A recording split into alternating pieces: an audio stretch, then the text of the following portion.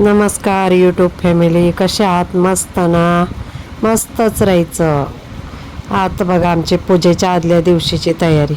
सगळे भांडे आहेत ना, पितांबरीने रुपेरीने चांदीचे होते ते घासून ठेवले होते. बघा कसे ठेवलेत, मस्त फुलं आणले होते. हे 1000 रुपयाची फुलं दादरवरून आणलेले. पिशव्या सगळ्या पॅक केल्या होत्या. ह्या अशा 5 पिशव्या झालेल्या. काता साबण वगैरे हे सगळं जमा केलं होतं. का तर तिकडं अचानक आम्ही म्हणजे पूजेसाठी जाणार होतो ना, काय कमी पडू नये म्हणून. परत पुरणपोळ्या बनवल्या आणि रात्रीच्या 1:30 वाजता मी पुरणपोळ्या बनवत होते आणि मुलं फुलांचे हार बनवत होते. बघा 1:30 वाजला आहे रात्रीचे. का तर मी एकटी असल्यामुळे मला सगळे सकाळी झोपलोच नाही आम्ही रात्रभर. उठायला होणार नाही, काम करून कधी जायचं तिकडे असं. तर ही मुलं सगळे ना हार बनवत होते. हा माझा मुलगा.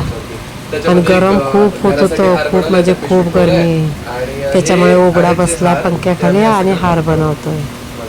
अशी आमची पूजेची तयारी चालली आहे. तुम्हाला कसे वाटले ते कमेंट करून नक्की कळवा प्लीज. हे बघा त्याने असे 10 माळा बनवलेल्या फुलांच्या आणि परत विकत आणलं. दरवाजाला आवडलं नाही ते सगळं किचनवरती सजावट केली त्या हारांची. टाइमपास नुसता करतात. नंतर प्रसाद बनवला, आंघोळ केली, पुरणपोळ्या आहेत आणि प्रसाद पुरणपोळ्या हे बनवल्या, पंचामृत बनवलं, भात बनवला आणि असं पॅक केलं परत सगळं. तोपर्यंत 4:30 वाजल्या सकाळच्या. चहा बनवायची, चहा बनवली, चहा पिलो आम्ही सर्वजण. तेवढ्यात दीर आले आमचे. 5:30 पावणे 6ला दीर आले गावाहून. मग त्यांना चहा दिला, त्यांची आंघोळ वगैरे झाली. मग सगळे आम्ही असे गाडीतून गेलो. ते बघा ते फुलांचे हार बनवलेले तसेच ठेवले. आणि हे बघा पाठीमागं तुम्हाला दाखवते. हे बघा हे विकत सगळं मागवलं. 4000ची फुलं डेकोरेशनसाठी मुलांनी.